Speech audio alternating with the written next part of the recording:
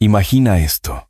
Estás de pie dentro del laberinto inmenso del Palacio de Topkapi en Estambul, a mediados del siglo XVII. La brisa del Bósforo sacude las ventanas enrejadas, trayendo consigo el olor a sal, a especias tostadas de la ciudad y el perfume dulzón del aceite de rosas. El palacio guarda un silencio extraño en lugares donde no debería haber silencio. Corredores revestidos de azulejos dorados, sus patrones hipnóticos, sus superficies frías. Detrás de esas puertas de madera tallada se encuentra la institución más infame del mundo otomano, el harén imperial. Antes de sumergirnos en estas historias olvidadas de poder, sangre y deseo, considera dar un me gusta y suscribirte para más contenido como este. Y dime en los comentarios desde qué parte del mundo me estás viendo. Es asombroso que a través de siglos y continentes nos reunamos aquí para mirar juntos los rincones más oscuros de la historia. El harén no era simplemente una colección de mujeres. Era una máquina política, un criadero y una prisión al mismo tiempo. En su apogeo albergaba a cientos, concubinas de cada rincón del imperio, cautivas cristianas de las incursiones, jóvenes eslavas compradas en los mercados de esclavos de Crimea, venecianas capturadas por corsarios y circasianas traficadas por su piel clara. Una vez dentro, escapar era casi imposible. Los muros eran altos, los eunucos vigilaban, las reglas eran implacables. Para aquellas escogidas por el sultán, el cuerpo se convertía en algo sagrado y desechable a la vez, un objeto despojado de voluntad individual, transformado en moneda de poder. Los testimonios de viajeros y enviados como Gheorghe Selim de Busbek, embajador de los Habsburgo, nos dan vislumbres fragmentados. Él describe el harén como una jaula dorada, donde el placer era fabricado, donde las chicas eran entrenadas en música, danza y sumisión, y donde una sola noche con el sultán podía significar ascenso a un poder inimaginable o desaparición en silencio. En la imaginación otomana, el sultán era la sombra de Dios en la tierra. Su virilidad, su capacidad de engendrar herederos, no era privada. Era asunto de todo el imperio. Un harén estéril era un presagio de desequilibrio cósmico. Pero debajo de las sedas y los baños perfumados, había podredumbre. Los eunucos, hombres castrados y arrancados de sus culturas en África o los Balcanes, patrullaban los pasillos como guardianes y prisioneros a la vez, mutilados en nombre de la pureza. En las cámaras de mármol, los cuerpos eran lavados, perfumados, su piel pulida como espejo, cada gesto ensayado para un amo que quizá nunca los miraría. Lo sagrado se había derrumbado en lo profano. El cuerpo ya no era carne y alma, era herramienta, arma, sacrificio en el altar de la supervivencia dinástica. Las mujeres lo sabían bien. Roxelana, conocida como Hurrem Sultán, esclava rutena, ascendió hasta la cumbre del poder en el siglo XVI. Los cronistas susurraban que había embrujado a Solimán el Magnífico, rompiendo siglos de costumbre al convertirse en su esposa legal. Con su ascenso, las rivales desaparecieron misteriosamente.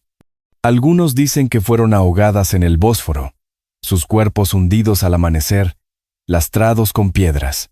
Otros murmuraban de cordones de seda apretados en la garganta, una forma de ejecución tan elegante como despiadada.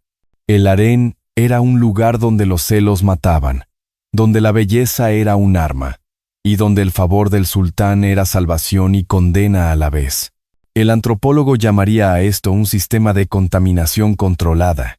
El cuerpo del sultán era imaginado como puro, divino. Tocarlo, recibirlo, era absorber un fragmento de ese poder sagrado. Pero ese mismo acto convertía a la mujer en impura una vez descartada. Pureza y suciedad no eran opuestos, eran estados sucesivos, impuestos por la necesidad política. El acto sagrado de unión era inseparable del acto profano de eliminación.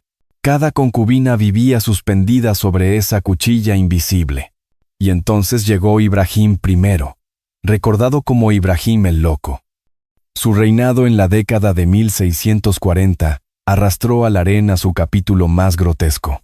Obsesionado con la carne, Exigía mujeres en cantidades aterradoras.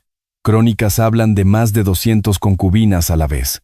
Forró habitaciones enteras de pieles, ordenando que sus mujeres gatearan como animales mientras él reía a carcajadas. Su manía no era secreta. Enviados europeos lo describieron con horror y fascinación, viendo en él el colapso de la razón bajo el peso del poder absoluto. Fue Ibrahim quien, en un arranque de furia paranoica, ordenó que casi 300 de sus concubinas fueran ahogadas en el Bósforo, acusándolas de traición. Testigos registraron cómo los cuerpos aparecían en la costa durante días, miembros pálidos enredados en algas, tobillera de joyas brillando bajo el sol, el perfume del palacio sustituido por el hedor de la sal y la descomposición. El propósito del harén producir herederos, estabilizar la sucesión, se había vuelto caníbal, devorando a las mismas mujeres que necesitaba. Estos actos no fueron locuras aleatorias. Eran parte de la maquinaria de control. El harén funcionaba como espacio sagrado y matadero a la vez, donde la virilidad del sultán era sagrada y la vida de las mujeres, desechable. La tensión entre lo sagrado y lo profano, la pureza y la suciedad, nunca fue abstracta. Estaba escrita en sus cuerpos, impuesta con cordones, agua y silencio. Y mientras el imperio miraba, el harén se convirtió en espejo de la decadencia otomana.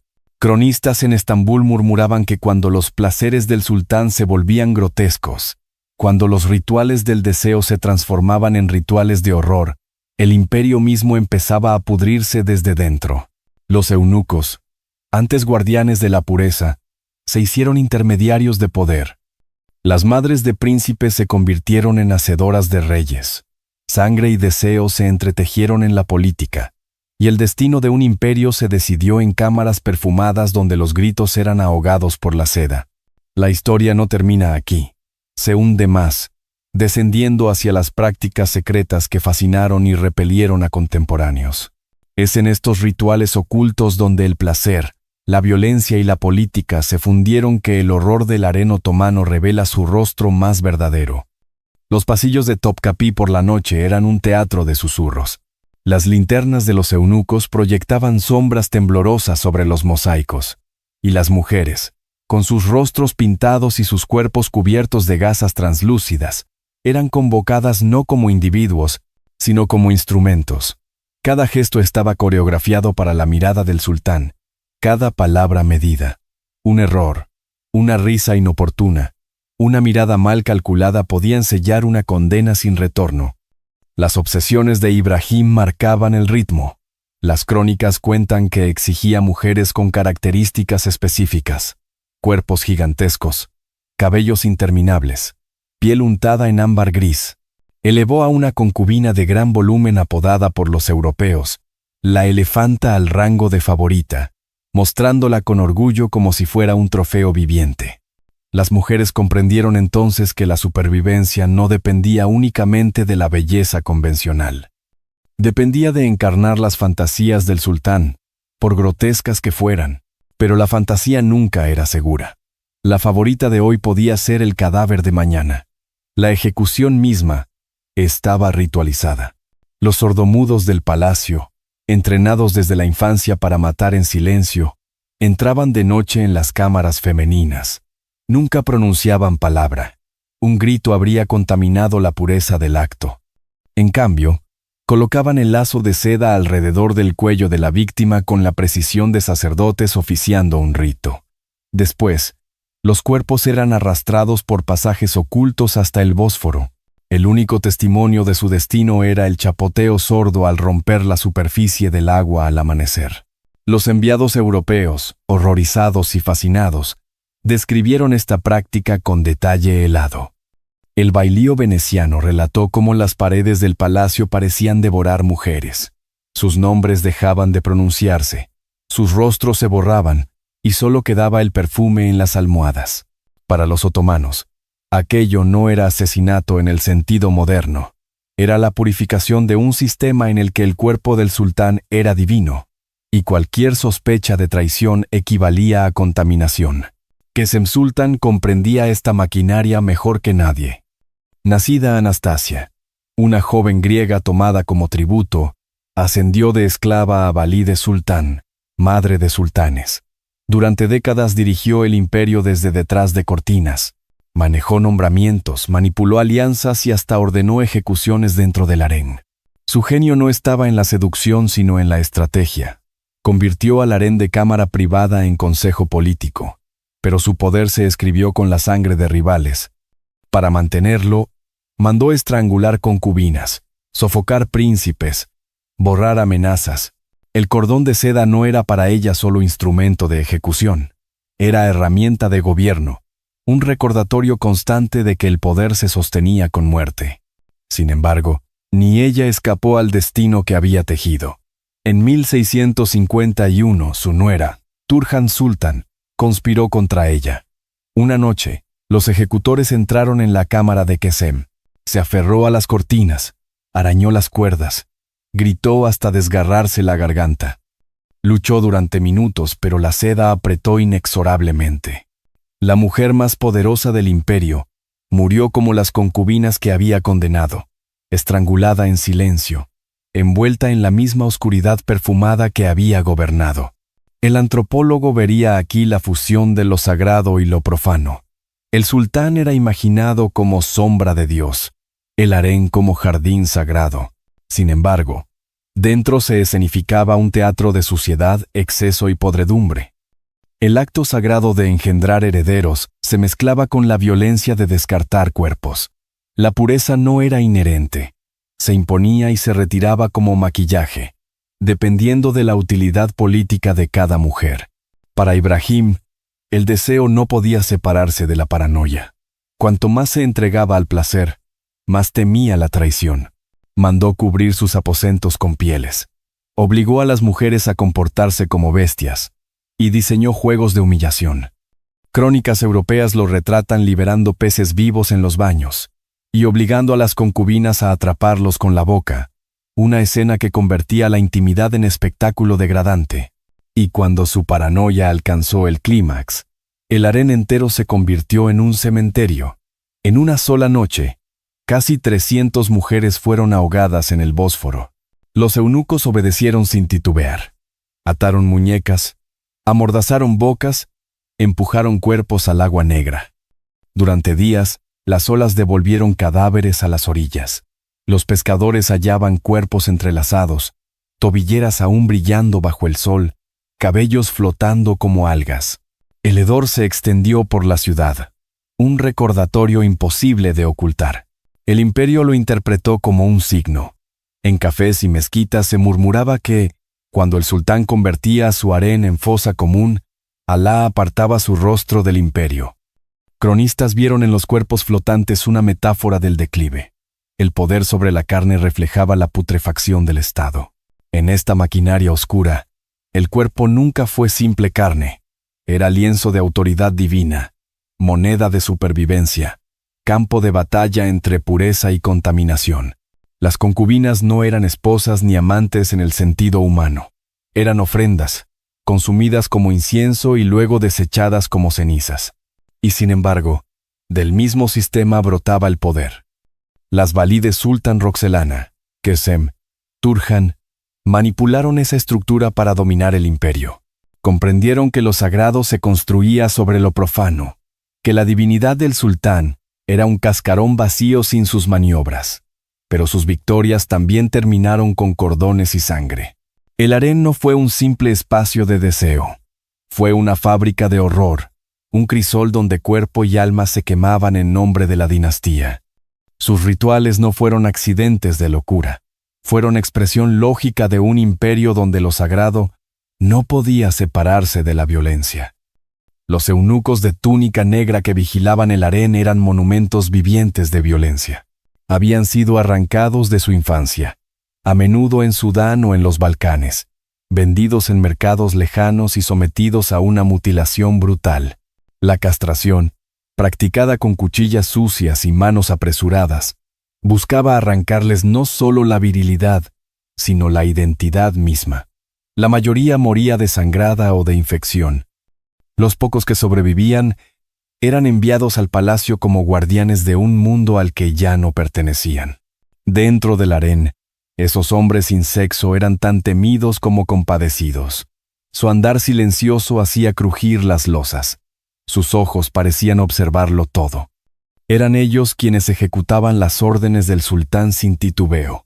Arrastraban a una concubina hacia la oscuridad, custodiaban a las recién llegadas, desnudaban y bañaban a niñas extranjeras para purificarlas antes de presentarlas al poder.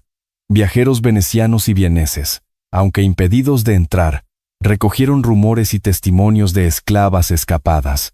Sus escritos describen un teatro de humillación.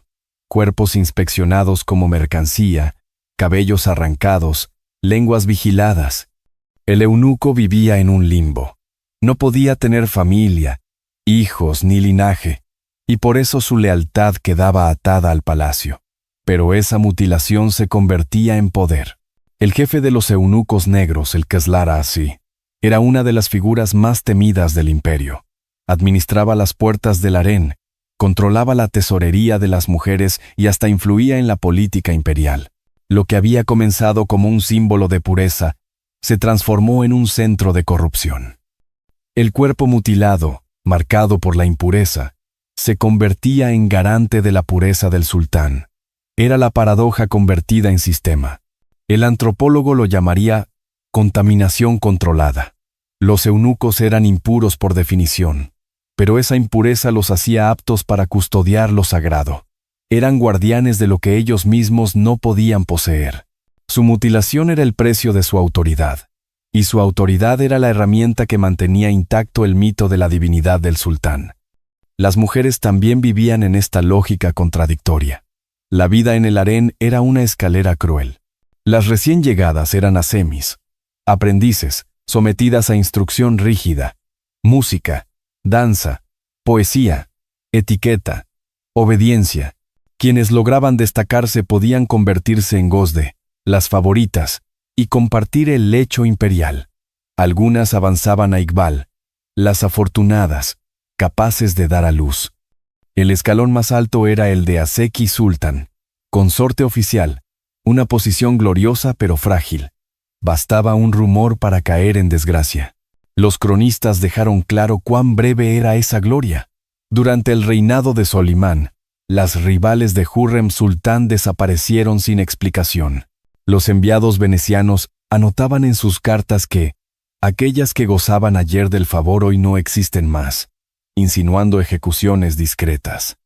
En el siglo XVII, Murad IV, brutal y colérico, mandó asesinar concubinas por simples murmuraciones. La muerte era siempre cercana. El horror no siempre era rápido. Muchas veces consistía en borrar la identidad. A cada concubina se le cambiaba el nombre al entrar. Se convertía en Esmeralda, Rosa, Joya. Su lengua natal era castigada. Sus recuerdos familiares se volvían peligrosos. La mujer dejaba de ser hija o hermana para convertirse en símbolo, en adorno. El harén era prisión de carne y también prisión de memoria. Sin embargo, de esa maquinaria de borramiento emergía el poder. Kösem Sultan lo demostró, dominando el imperio durante décadas. Turhan Sultan, su nuera, la traicionó para asegurar su propio puesto. Ambas usaron las mismas reglas que destruían a las demás para convertirse en soberanas de facto. Controlaban nombramientos, negociaban con visires, enviaban órdenes disfrazadas de sugerencias. Los destinos de provincias enteras se decidían entre cortinas bordadas y perfumes de incienso. Pero incluso esos triunfos eran precarios. Turhan, después de asesinar a Kösem, vivió años bajo la misma amenaza. Una noche, en 1656, los sordomudos llegaron a su cámara con cuerdas de seda. Ella gritó con tanta fuerza que los guardias intervinieron y su vida fue salvada por un margen mínimo. El cordón pendía sobre todas, desde la esclava más joven hasta la madre del sultán. Aquí la paradoja antropológica se vuelve clara. El harén existía para asegurar herederos, para perpetuar la dinastía. Y sin embargo, destruía a las mismas mujeres que debían cumplir ese fin. La sexualidad era sacralizada como fuente de vida, pero a la vez usada como justificación para la muerte. La intimidad con el sultán, imaginada como unión divina, podía transformarse en corrupción profana de la noche a la mañana. Los visitantes europeos captaron el horror, aunque no pudieran verlo con sus ojos. Escribieron sobre la sultanato de las mujeres, esa época donde madres y consortes gobernaban indirectamente. Para ellos, era señal de decadencia y lujuria. Para los otomanos, era supervivencia.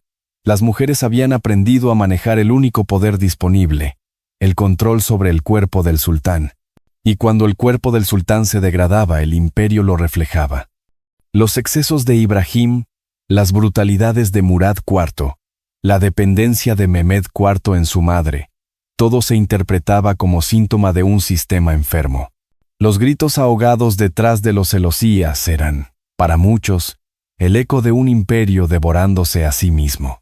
Pero aún queda descender más, a los rituales más ocultos, donde las concubinas eran sometidas a pruebas de lealtad, donde los eunucos aplicaban humillaciones disfrazadas de purificación y donde la frontera entre unión sagrada y sacrificio mortal desaparecía por completo. Los rituales del harén estaban diseñados para borrar la frontera entre devoción y degradación.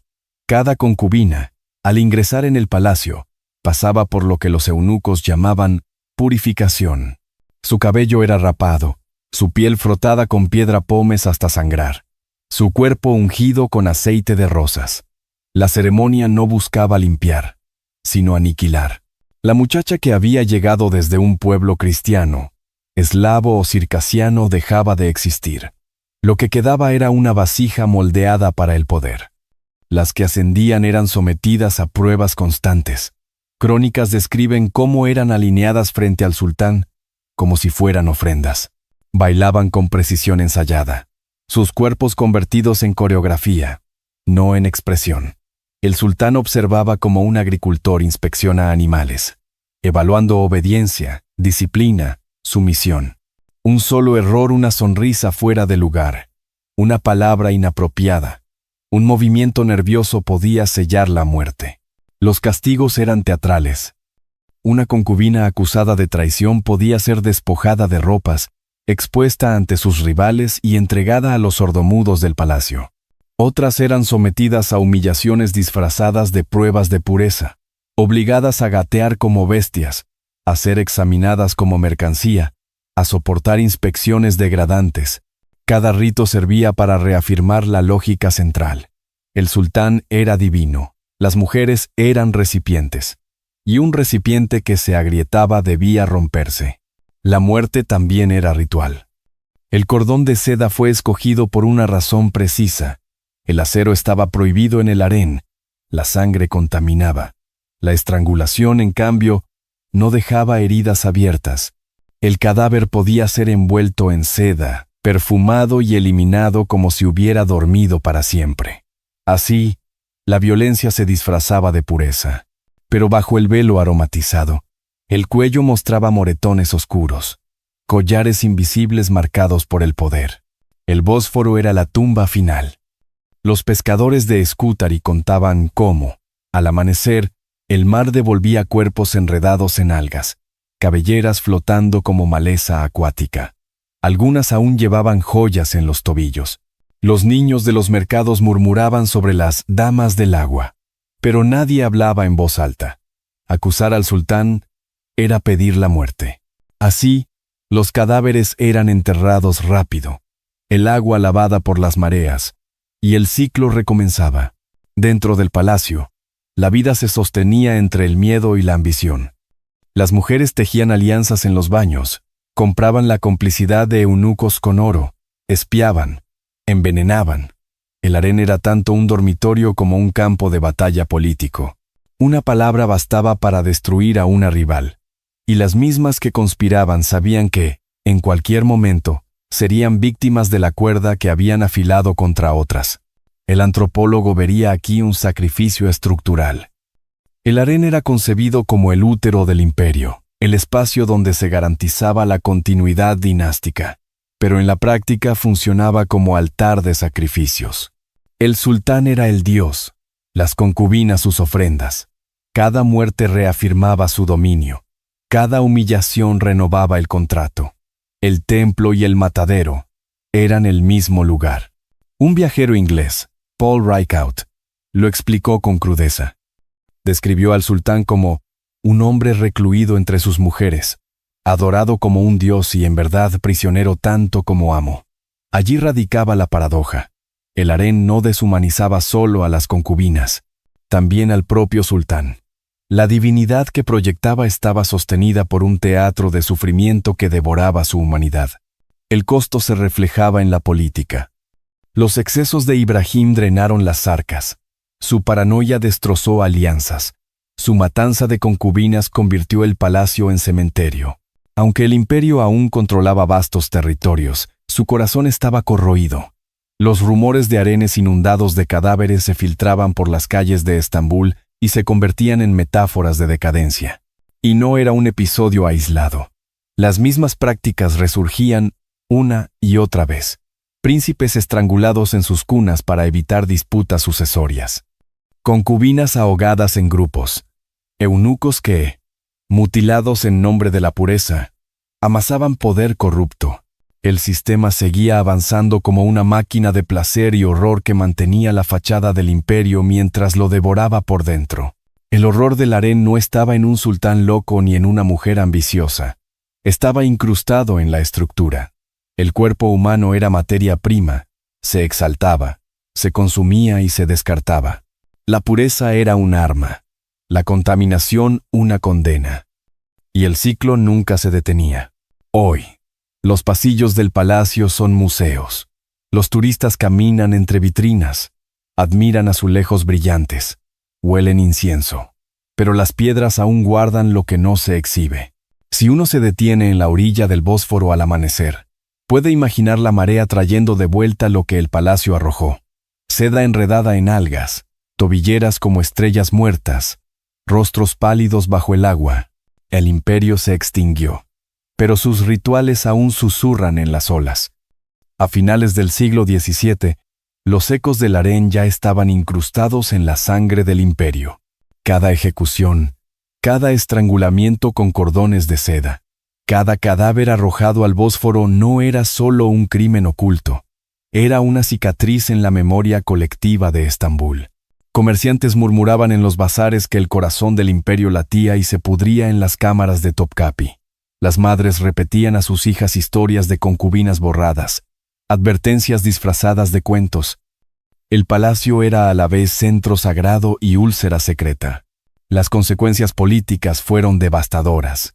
La sucesión, en lugar de ser un proceso ordenado, se convirtió en un juego mortal. Niños príncipes eran ahogados en cunas para evitar disputas. Hermanos eran confinados de por vida en el Cafés, la jaula dorada, hasta perder la razón. Sultanes adolescentes subían al trono como marionetas manipuladas por madres y eunucos. Lo que debía ser garantía de continuidad se transformó en maquinaria de paranoia. Y esa fragilidad repercutía en toda la estructura imperial. Visires decapitados por intrigas, campañas militares debilitadas por disputas internas, provincias gobernadas por rumores más que por órdenes. La paradoja antropológica se revela con crudeza. El harén, concebido como útero del imperio, terminó funcionando como altar de sacrificios.